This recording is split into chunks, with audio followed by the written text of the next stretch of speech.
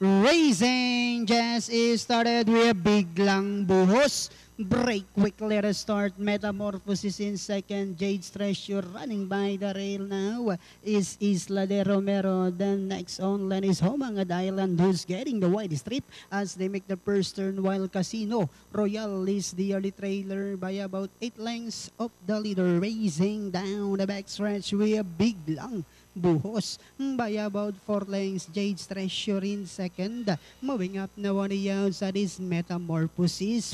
Then next on line is Isla de Romero. Rushing upon the outside is Casino Royal. Then comes Fighting Proud, while Homangad Island is still racing in less.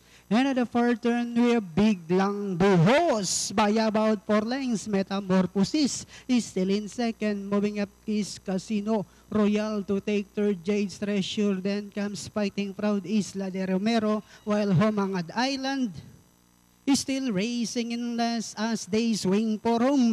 Biglang buhos now racing away by about 10 lengths over Metamorphosis in second. Last 75 meters, it's all biglang buhos.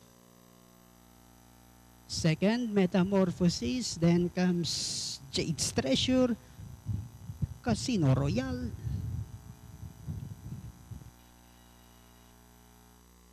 6, biglang buhos, crossing the warpers, banderang tapos, malayo pagkakapanalo.